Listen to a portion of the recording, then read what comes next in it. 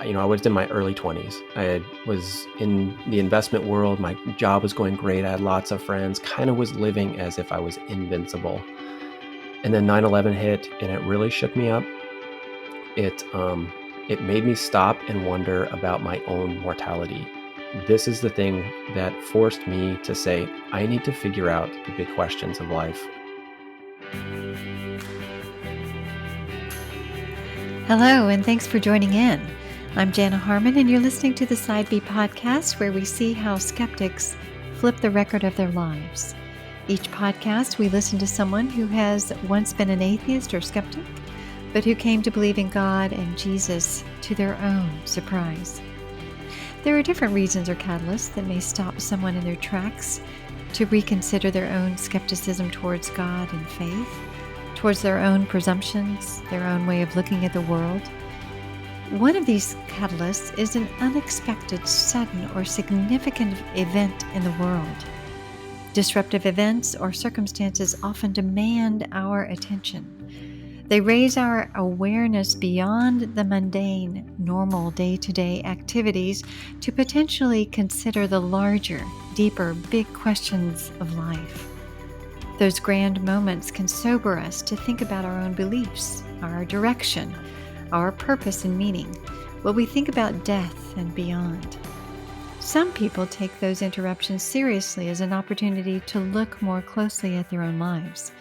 Others merely move on without deep regard or consideration for what it might mean for themselves, pursuing business as usual. In today's story, Brian Causey, a successful financial trader, was one of those who experienced an event that rocked the world as an invitation to his own beliefs, to examine them, to examine his own lives, to open the door to the possibility of belief beyond skepticism. It rocked his world. It jump-started his intellectual quest to look for a better explanation for his own life, to possibly trade what he knew and experienced of reality for something different or something more. It compelled his search for the existence of God. I hope you'll come along to meet Brian, to hear him tell his journeying from disbelief to belief. And I hope you'll stay to the end to hear Brian's advice to skeptics who may be considering the possibility of searching beyond their skepticism, and his advice to Christians on engaging with those who don't believe. Welcome to the Side B podcast, Brian. It's so great to have you with me today. Thanks, Jana. So great to be here. Look forward to it. Wonderful. Before we tell your story, which I can't wait to hear, why don't we learn more about who you are today, and tell me a little bit about yourself, where you live, your family. Yeah, sure. My name is Brian Causey. My day job is in the investment world, where I have kind of a strange and unique opportunity to work with some of the biggest pools of money in the world, mostly like teachers' pension funds and things like that. My side hustle is as an armchair theologian and an author. I get to live in Seattle, Washington with the most amazing woman I know, my wife, Carly, our 2-year-old son, Blaze, and Brody the Bernedoodle. The Bernedoodle. That's obviously a combination of He's half Golden Bernese. Retriever and Bernese He's Bernese Mountain Mountain Dog Dog or Poodle something. mix, yes, and Yeah. he's in dire need of a summer cut. It's too hot over here now. So as we're getting started, Brian, let's, in order to shape the fullness of the story, let's go back to your childhood. Tell me about life growing up, your family, your friends, your culture, your community. Tell me what life was like. Was it with God? Was it without God? Reference. Were you from the Northwest all Mhm. along? Talk to me about that. Yeah, sure. Well, I grew up in a very loving home. I mean, my family is all very close still. My parents are headed towards their, I think, 57th wedding anniversary. But growing up, religion just wasn't much of a consideration for us. We didn't really talk about God or things like that. I kind of joke around with others that we were kind of like the Scandinavian countries. We had a foundation of Christian faith, but it wasn't really part of our daily life. Um, in many senses, I was just a classic none, None, which is in the lingo of polling, just means that I would have answered none of the above if I was asked what religion I belonged to.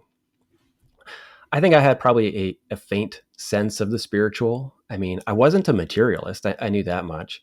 I believe there was some kind of greater power out there, but I didn't know what it was or if it wanted anything from me. At the same time, probably if you would have pressed me back then, I would have believed in almost anything, I suppose. UFOs, telepathy, reincarnation, that all religions were paths to God. Um, I was spiritual, but not religious. I didn't, you can't pin me down. You can't put me in a box. I didn't, and I think that's one of the attractions probably of being a nun in None again. None of the above is you can't pin that person into a set of beliefs or doctrines or attach them to a certain organization. I think that's part of the attraction and why the nun movement is so rapidly rising in all the polling data. I think organized religion just held no appeal to me at that point in my life. I mean, in reality, I think I belonged to a religion of one, where whatever I said or did or thought was acceptable. And that concepts like God and faith were just an accessory to my life that I could put on or take off whenever I felt like it.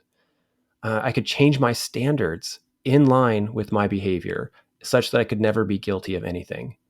And that was very appealing to me growing up. So you had this kind of sense of self, independence, picking and choosing whatever fits at the time. Was were there any Christians that intersected your world at all during elementary school or maybe middle or even Gosh, high school? really not much. Mm. It's a very secular community up here in Seattle. Honestly, the only people that took religion seriously growing up were my Mormon friends. Their Mm. lives seemed to revolve around the church schedule and calendar. But yeah, there weren't really many Christians that spoke into my life at that point in time.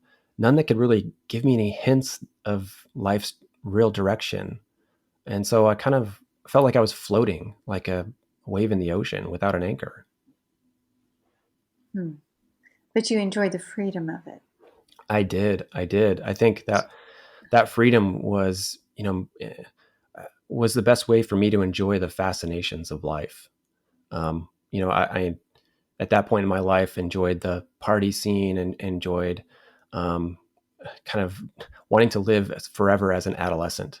I think it's interesting that you had, in terms of an embodied picture of what religion was, it was Mormonism, which I know that there's some really beautiful and wonderful people and very moral people, but that religion, as an embodied picture for you, probably spoke to rules and regulations and do this and don't do that. And I would imagine that that kind of pushed against your sense of freedom and your ability to pick and choose whatever you wanted. Again, you said you didn't like organized religion. There was something very off putting about it. But what did you think religion was at that point? A construct of some sort, a hobby? How would you have described religion? Yeah, maybe as like a series of protocols, things that you Mm, do. Um, okay, uh, might as well call it an exercise routine. okay. These are things you do, but uh, the truth or whether it was true or not, I didn't really think about that much at all. I don't know why, but it just seemed like these were the steps. If you were if you were a Christian or a Mormon or whatever, these were the steps that you took because you belonged there. There was no why. It was all the what. And what do you do? But not the why are we doing it? And why are we committing to something like that? It just didn't seem attractive to you, right? Much I wanted less autonomy. an issue of truth. Yeah, I wanted. Yeah. I mean, Okay. I wanted self-reliance. I mean, that if I was going to Hmm. worship any god and I didn't call it myself, it would be the god of self-reliance. I wanted to be in control. I mean, um, I wanted to have the power over my life. I wanted to be financially secure such that I could do anything I wanted.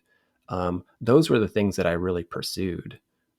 It wasn't, I didn't pursue any other authority but my own.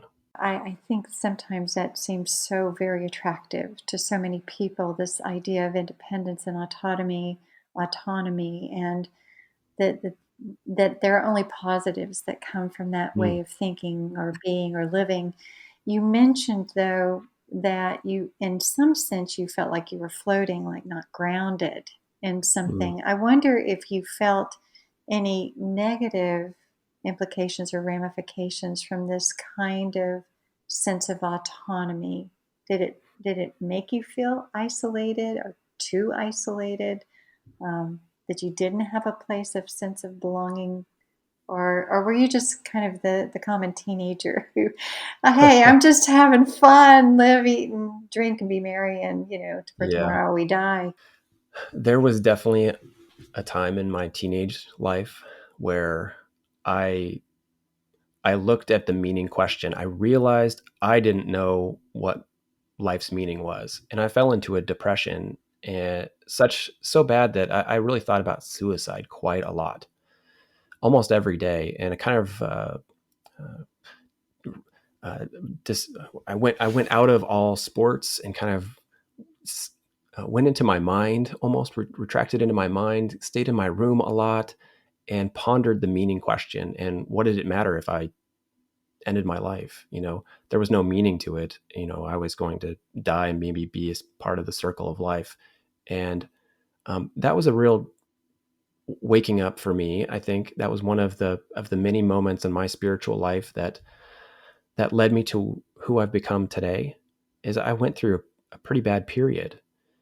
And I did realize at the end of that period, after I got out of it, was that maybe two realizations. One, many other people have had this bout of doubt and meaning in their life, um, and that they.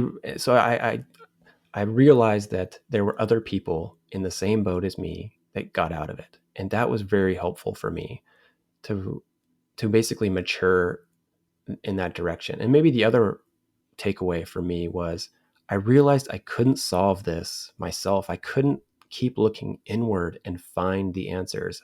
I needed to start looking elsewhere. I needed advice. I needed good news, really. Um, I needed to find what other people had thought about the big questions of life because I was struggling and I needed some help.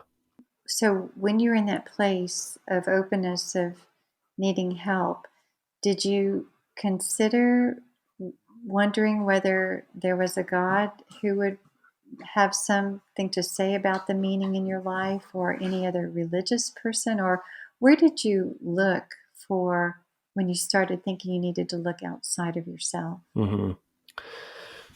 I think there were a few moments in my life where I started to look toward God, um, or what I thought might have been God. And one class I took in college was really helpful and was called the philosophy of religion, and that introduced me to all of the faith beliefs. It introduced me to atheism too, and we started with atheism in that class and read the classic atheistic thinkers and some current day thinkers. And I was persuaded initially that um, this made a lot of sense to life. And then we countered that with great thinkers of believers too. And so you want to hear both sides of the story, just like this podcast. And that's what that class was doing. And at the end of that, I don't think I really came to a conclusion. I still was waffling in these great themes that the university system was showing me. Everything from relativism, which is maybe the sneakiest of them all, that truth is subjective and that we each define our own truth. That's definitely what I believed heading out of college. But also secular humanism and naturalism. Those were both huge themes in the university system that really influenced the way that I thought about things. And I think at the end, by the time I graduated, I was still in this camp of anything goes. That all religions are basically the same. That freedom and autonomy are always good and should never be impaired. That we each determine our own morality, that we can define truth for ourselves, and that it's okay to believe in whatever you want to believe. I was in that camp. I didn't think there were any good reasons to question these things, and I wasn't the only one that felt this way. I think a lot of my friends, a lot of my teachers probably were in this same cultural current. And again, with no real anchor, I just got swept up in that current too. So basically, what you decided as a teenager, relativism, autonomy, they were only reinforced as you grew older. And the questions of meaning, I guess that would have been self Hmm. determined, right? By the time you got out of college, it was still the same. The answer was still the same. Yeah. That you, even though you had looked externally, I suppose, at other worldviews, or even considered what naturalism, atheism was, what secular humanism was, relativism, you were learning more about it, but your sense or view of the world and of life became more educated, but existentially the same, Yes. I would imagine. Yeah. Um, that's interesting. And so, I mean, it took a moment. It took a real game changing moment in my life to shake up that worldview. And for And me, what was that? it was 9/11. It was 9/11. Okay. And so the terrorist attacks just really were shocking to me, as to everybody, I'm sure. I was in my early 20s. Was in the investment world. My job was going great. I had lots of friends, kind of was living as if I was invincible. And then 9/11 hit, and it really shook me up. It made me stop and wonder about my own mortality. I don't know why this had such a big effect on me, being in Seattle, so far away from the terrorist attacks themselves. But this is the thing that forced me to say, I need to figure out the big questions of life. I need to dive into what happens after I die, because I don't know. I am feeling a little naive here. And so the Sunday after 9/11 was the first time I really went to church. And I was invited by a friend, thankfully. And I'm so thankful that that church was right next to the University of Washington. So it meant that it had very good connections to a lot of academia.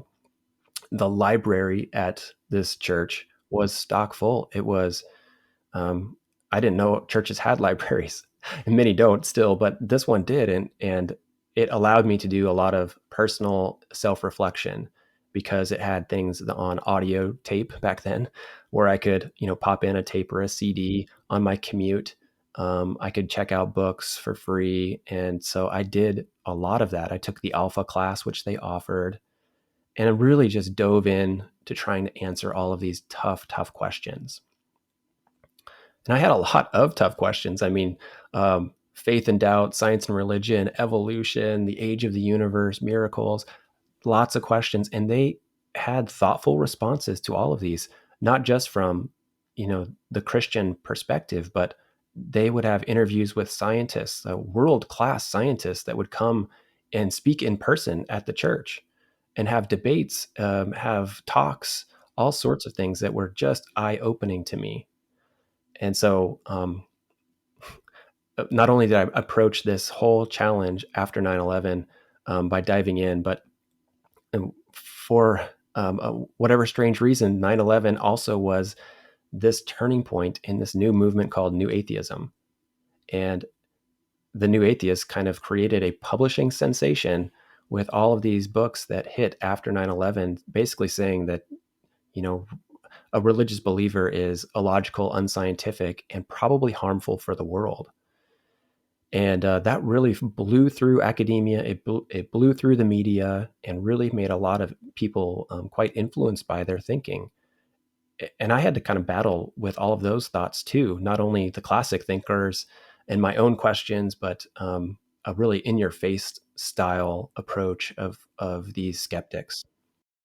That's an interesting moment historically and as it intersects with your life because it was the moment that set you on a search an intellectual search, but at the same time, it was almost like this tsunami of intellectual atheists who were coming against what you were finding. I'm sure you were wrestling with both sides of I mean, those are very diverse perspectives, one claiming one thing and another really piling on from the other side. How are you processing through those really dichotomous views at the Mhm. same time? It was really hard. It was hard, because you have a lot of the classical, maybe non-Christian thinkers that are probably pulling more at the strings of your brain, I suppose.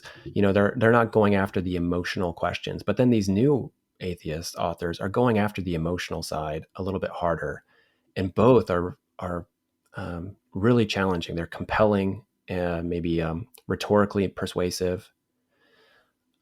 So stepping back and trying to figure out how to approach this entire problem. And for me, I had a friend that just asked me the question that narrowed down my search, and it blocked all of this other noise that was coming into my filters. His question was, "Who do you think Jesus was?" And it's such a basic question, but it's the question, I think, the most important one that we all have to ask. And that just narrowed my search, because if I could address that question, then it would frame all other questions. It was the most important thing that I needed to attack. And so that's how I blocked a lot of the other challenges and noises that were coming my way. So I started reading the Bible, read the Gospels, really came to know and love this character, Jesus. And at the same time, doing all the other research on the side, which said, there's a lot of great reasons to think Jesus existed, that he is who he said he is. And here's all the context of a first century Jew, which are really important. And here's all the context from the Old Testament that sort of brings everything into light once you consider Jesus. And man, did that picture just make sense to me. And it was beautiful, and it softened my heart. I mean, I suppose some people might read the Bible and it could harden their heart. For me, it was the Bible was like a hammer that was more of a tenderizing hammer. It tenderized my heart. It somehow made this story pierce its walls. And I went through a season of this search.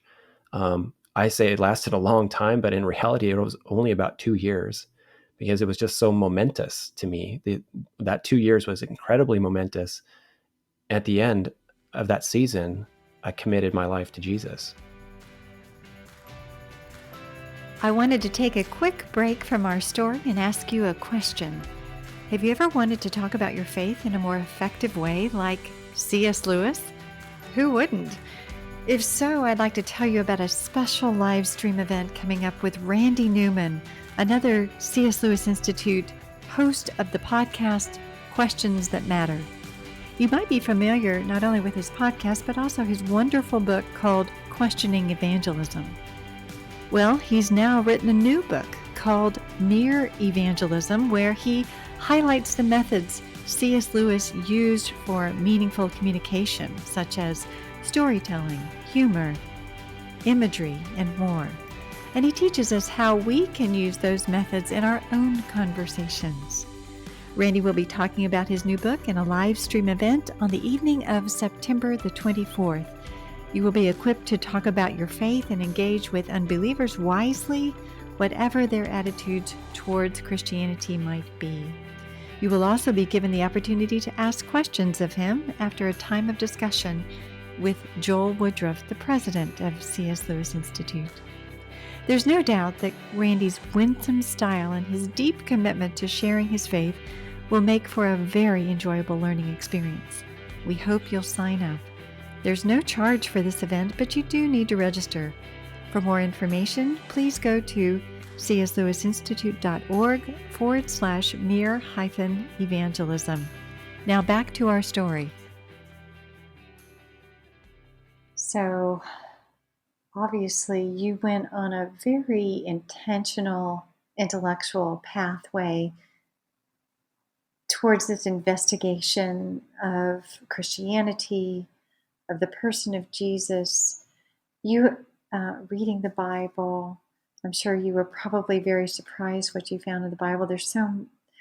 We have so many stereotypes or caricatures of, if you've never read the Bible before, what you think that it might be. Mhm. But obviously you were open, like you say, it was a tenderizing hammer towards you, so you allowed it to affect you. It did its work on you. It did work. And you found the person of Jesus. Yeah, he is man. He is such a fascinating character. I mean, as you know, but I mean, you read the things that he says, and then you try and understand and unpack those, and think about it, what it meant to the first century hearer, to the person that may have grown up with all of the Hebrew scriptures in mind. And then, man, he said some tough stuff, some really hard things. I remember listening to a class from that church about the hard sayings of Jesus. And wow, that really just hit me about, he wasn't this, meek and mild all the time character. He was dynamic. There were a lot of things that he said which are still so challenging to me. And then to think that, he's not after just my actions. He's after my heart. He wants to build a new heart from within, such that my actions and personality and things that come out of that heart um, reflect his Holy Spirit. There are just so many beautiful things that I'm still so enamored with him, and especially with the cross. I mean, that was the thing that really worked for me, is the cross. I did not understand the virgin birth. I didn't understand the resurrection. It wasn't even a focus of mine as when I became a Christian. It was all about the cross. The cross is the thing that melted me. This God who created everything with the word of his power loved me. He died for me. I'm a jerk. I'm a punk. I do not deserve this at all. I know who I am, and I am sinful and wicked. And yet he loved me this much. I just couldn't believe it. Um, but that is what worked for me. And I'm just I'm blessed, and I'm thankful that he did that for me. Mm. It's a beautiful explanation of the gospel there, that none of us are deserving, and it's not about do's and don'ts, Mm, right? It's not about rules like the religion you had experienced earlier in your life. It was so much more than that in the person of Christ. Now, so I can imagine someone listening and saying, the stories sound good, and you can believe that, but what the Bible, obviously you were open to it, but there's so many things wrong with the Bible. I mean, it's not reliable, the text, and it was written late, and mm. Jesus is legendary, and all of these things were added. And did you have to did you have to resolve those controversial statements by the new atheists? Were some of those, I mean, how were you trying to tease all of that out? That Yeah. in the one sense you were being drawn by the story and by the scripture and by what Christianity is as you were understanding it, but on the other hand, all of these counter arguments to it. Um, how were you navigating through all of that? Yeah. I think while I was reading the New Testament, I was also listening to classes that talked about the history of the Bible, the collection of the Bible. Can we trust these books? Those That was the name of the class. It was, can we trust the books? Um, and so I was reading and listening to these classes at the same time. So I think I wouldn't have the context. Let me rephrase. I think I needed the context in order to fully read the New Testament for it to really resonate with me. I needed to know that the books were trustworthy. And there is a lot of wonderful reasons to trust this. Um, not only just the number of copies of things that we have, but the differences are so meaningless um, between the different copies that there's a lot of great reasons and research to put your trust that this is what recorded. This was recorded well, and there's even great scholarly research right now about the hidden things in the New Testament. The hidden meaning, there's not maybe Mark doesn't explain something that John does. Um, they all have a tight story when you think about all of the different ways that they interact with each other. And that gave it more credibility to me. I also needed to get over the science question in my mind before I could really hear the New Testament. And so that was one of the first obstacles that I had to overcome was I came in thinking science was the sole arbiter of truth. And I needed to kind of understand that there were limits to science. And I had to let go of that belief that science was the king. Instead, in seeing that there were limits to science, I came to understand that maybe science and religion are a little more like sibling rivals. They sort of challenge and enlighten each other, but they're both in pursuit of truth. And I know that science can't answer so many things. I mean, even the house of the scientific materialist is built on a foundation of faith. There are tons of faithful commitments from the scientific materialist. Um, I don't need to go into all of those now, but there are plenty of assumptions, let's say, going into such a belief. And so both of those things were hurdles for me in order to really hear what the text of the New Testament was saying. So you had to really believe that it was worthy of belief from an intellectual or credibility perspective before you could embrace it personally, I would imagine. That the question of God, that there were good answers to believe that He exists and that His name is Jesus and that Jesus is worthy of belief. And I think probably one of the biggest hurdles that you may have had to jump over was that whole autonomy thing. Mm. Oh yeah. Because it's more when you come to the cross. You spoke of the cross and you come to the person of Jesus. He's giving you a beautiful gift of forgiveness and life and meaning and all of those things you're searching for. But in the process of doing that, it's the process of coming forward and surrendering. Yeah. In a sense, as He surrendered Himself for you, you surrender yourself to Him. That means your will, your independence, your control. Mm-hmm. But I'm curious, after years of living with the sense of autonomy and independence that you had, was it hard to lay that down? And what do you think that you got in exchange for that? Oh, it's continually hard to let it down. I still, desire control, and that's not something that easily goes away. It's a daily battle. But at the same time, I was when I went to church Sunday after 9/11, the pastor there was a world-renowned C.S. Lewis scholar, um, and he would go around the world talking about C.S. Lewis. And so it didn't take long for me to pick up Mere Christianity. And his chapter about pride was such a pivotal moment in my journey. I mean, that pride is basically the chief of all sins, that, all other sins in comparison are like flea bites. Man, did that really just rock my world. I did not think pride was a bad thing. And turning that on its head opened my eyes to how selfish I was. Um, like I said, I wanted to be God. I wanted to be in charge of all of these things. But, in my conversion, I really just had to take this really sober look at reality. The reality that someday I'm going to die. I can't prevent that. In fact, the whole world will end, according to science, in the heat death of the universe, that I'm sinful, that God's holy, that I'm super prideful, that I have this great and almost unquenchable desire for control, and that my heart is this a selfish idol factory.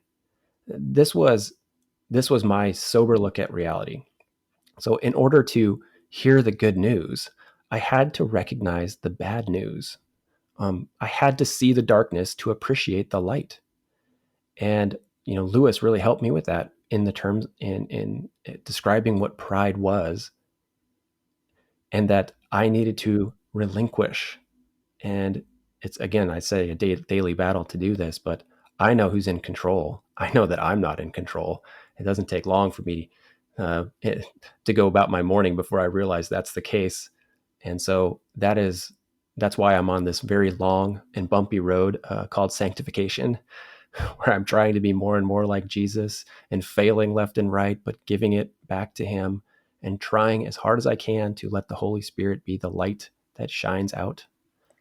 It is a process. It is an ongoing process. Oh, it's a struggle for us all. Yes. As you have also moved into Christianity and embracing the reality of God, and you're also embracing, I imagine, as you've been speaking, of the relevance of God in your life. Now, from an existential perspective, as a teenager, you were depressed because of the loss of meaning. You're grappling for where to find meaning, whether it was yourself or outside of yourself. So, what did you find with regard to that big question that has been kind of a driving motivator of your life? Not only what happens with death and after death, but also in life. Hmm. Yeah. So, what is the meaning and purpose of life? I guess the more that I've dived into that question, I come to uh, the same answer probably as a lot of folks of in the Christian world, I should say, a lot of folks in the Christian world, that my purpose is to glorify God, to enjoy him forever, to have a relationship. I think relationships are the meaning of life. And that you can think of that almost in terms of the 10 commandments too. You want a relationship upward, like a cross, the pointing upward part of the cross is to God. You want that relationship first. You want a relationship from side to side with your friends, your neighbors, your family. You want it in the middle with yourself, and you want it down below with the earth, with things that exist in this world that what we're supposed to be good stewards of. And so all of this is relational in so many ways, just like God is relational, inherently relational. And man, does that just make so much sense to me, um, in so many ways.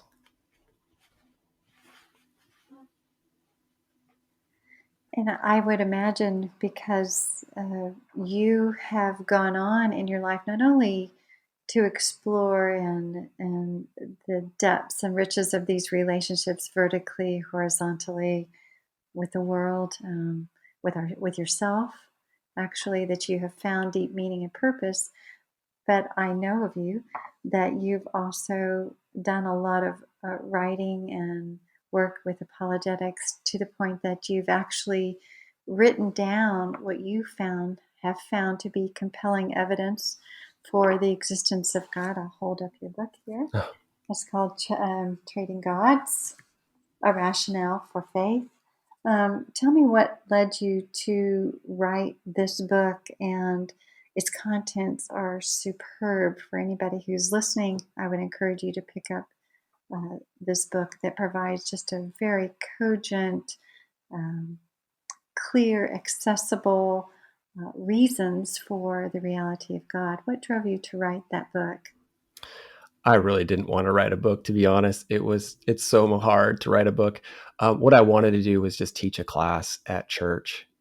I've already mentioned this a few times, but I benefited so much from those classes at church, many of which I didn't attend in person, but I caught the audio archive of it and listened to it on my commute. And it was so influential in my spiritual journey that I wanted to pay it forward to the next generation of spiritual seekers.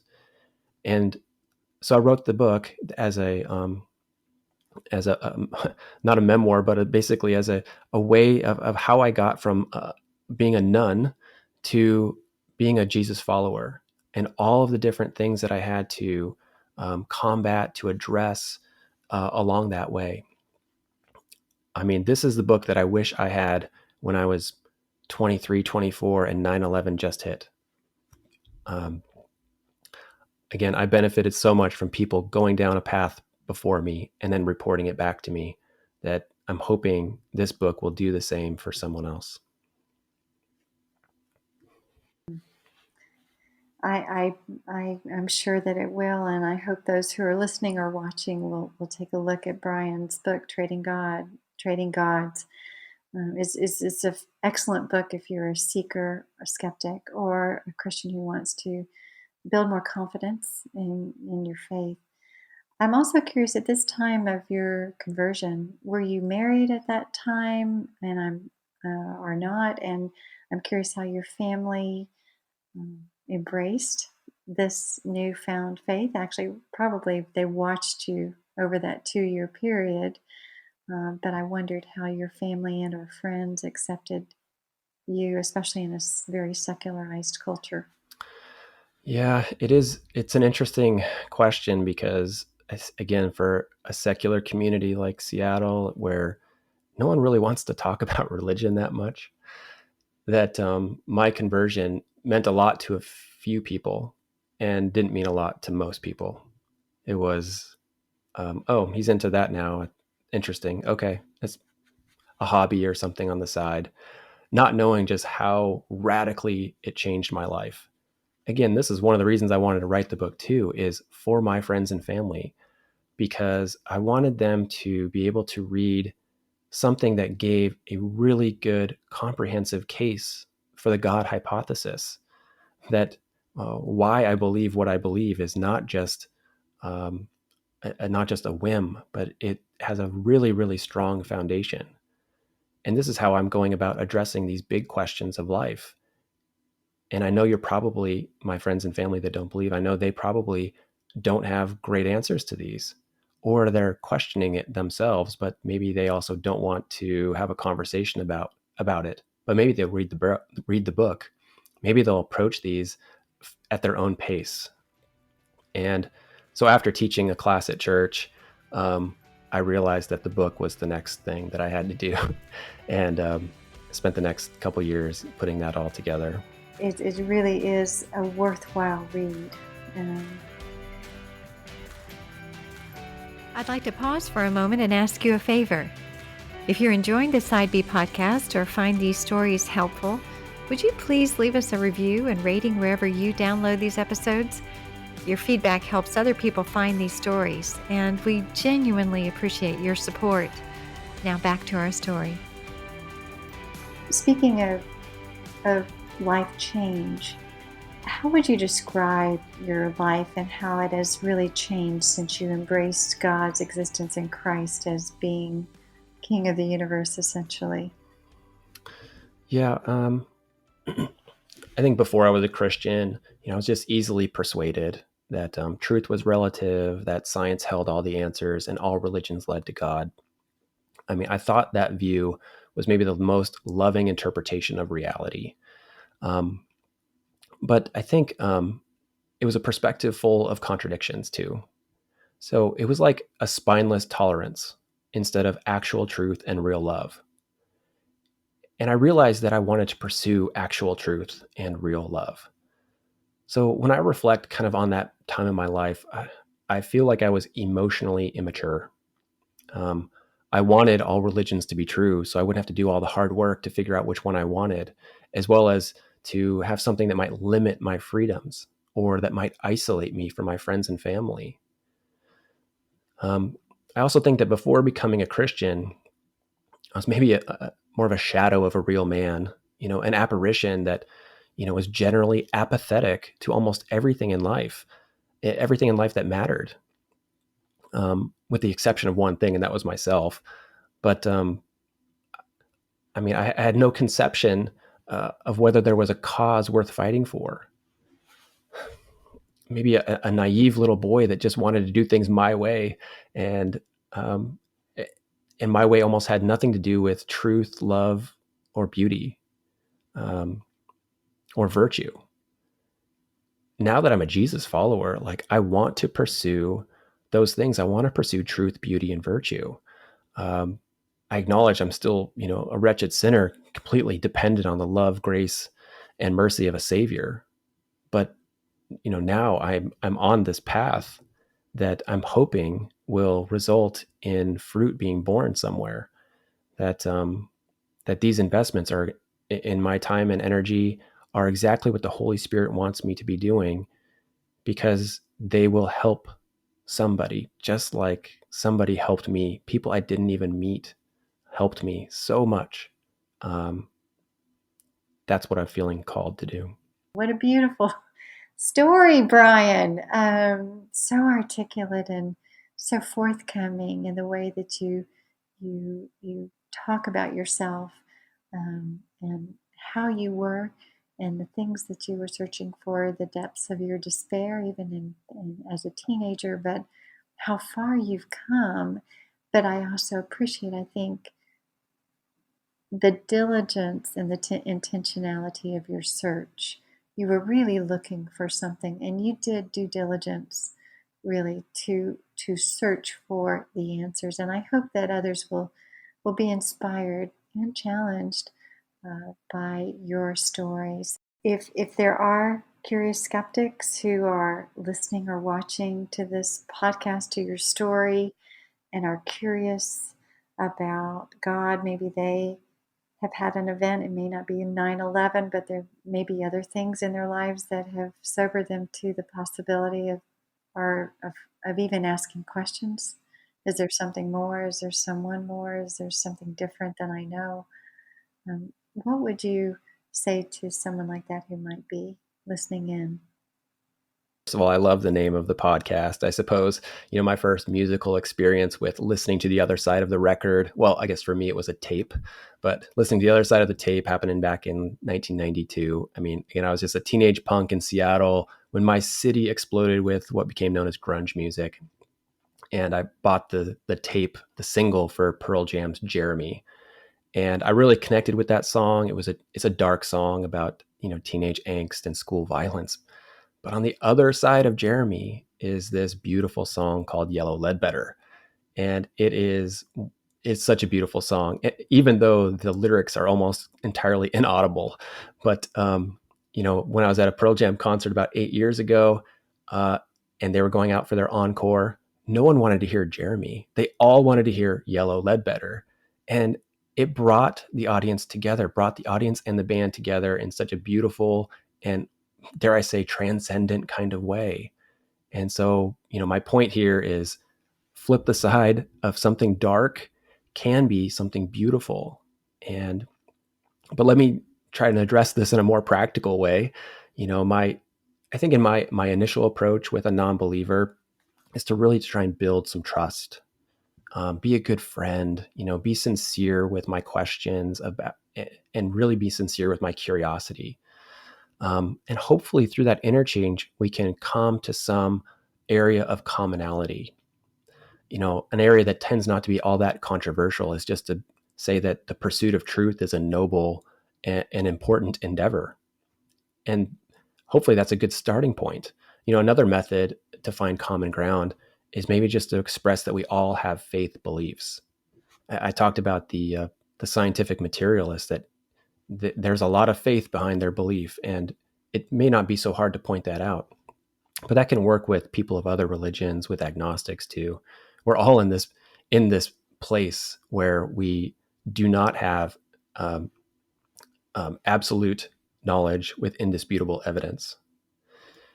And so I think when it comes to things that really matter in life, that is especially the case. Things like first and last things, we do not know.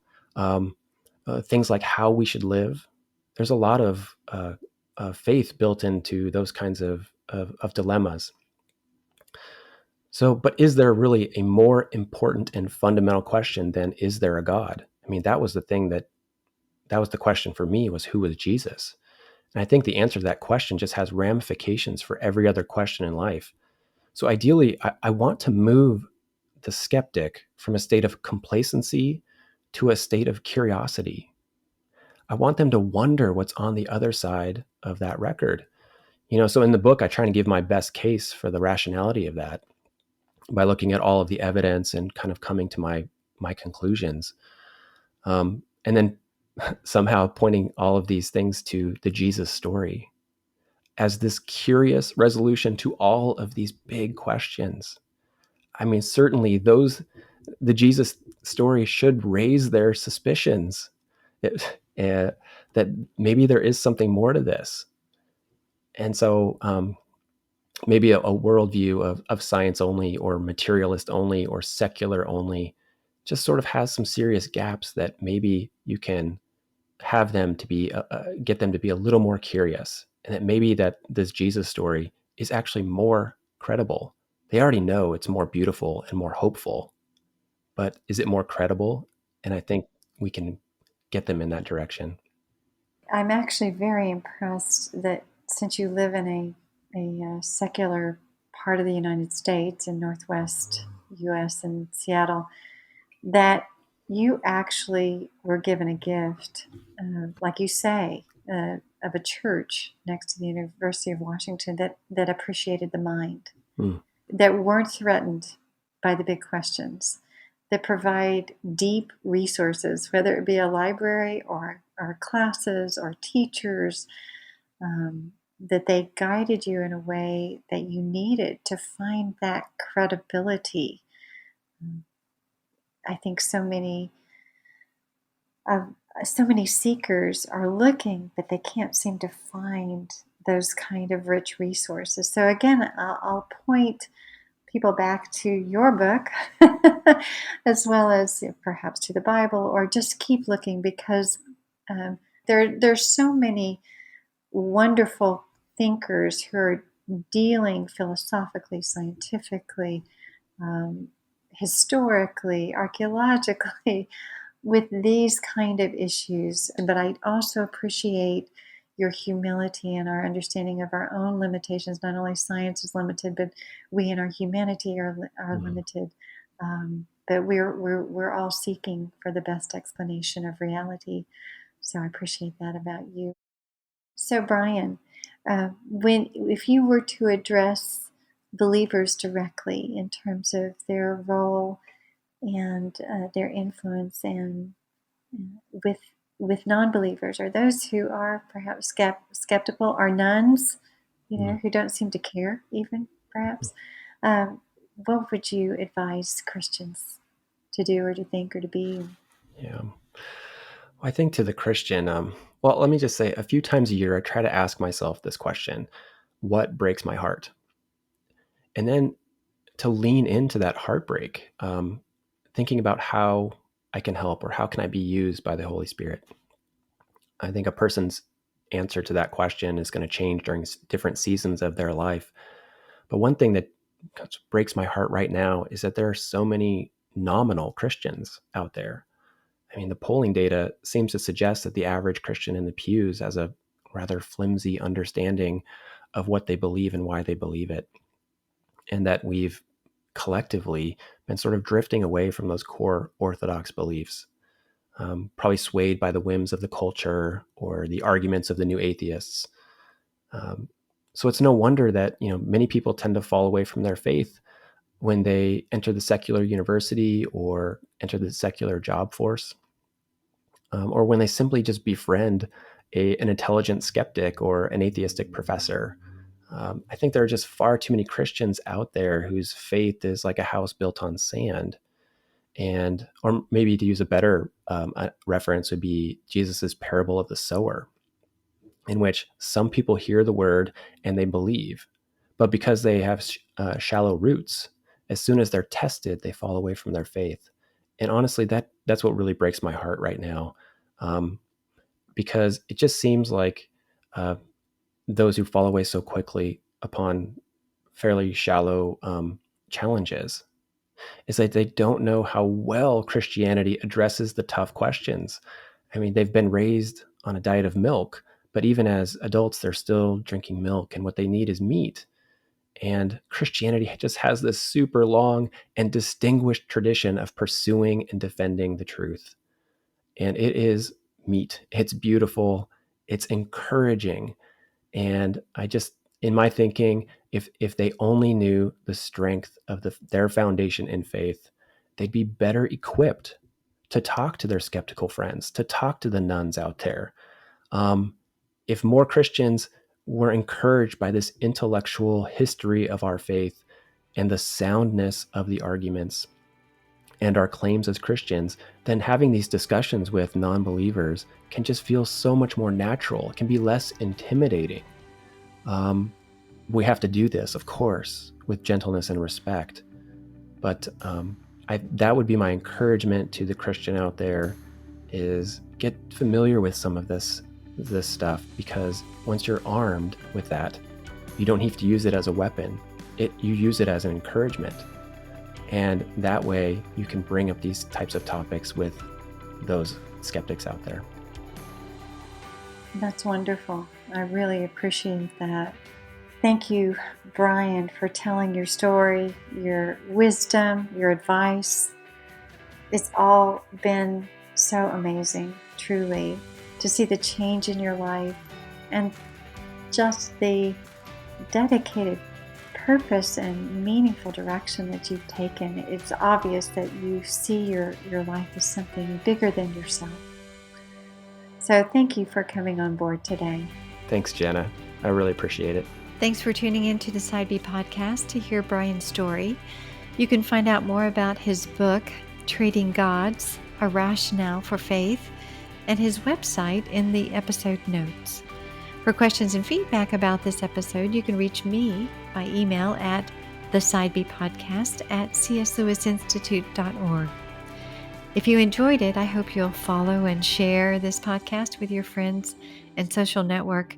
In the meantime, I'll be looking forward to seeing you next time, where we'll be seeing how another skeptic flips the record of their life.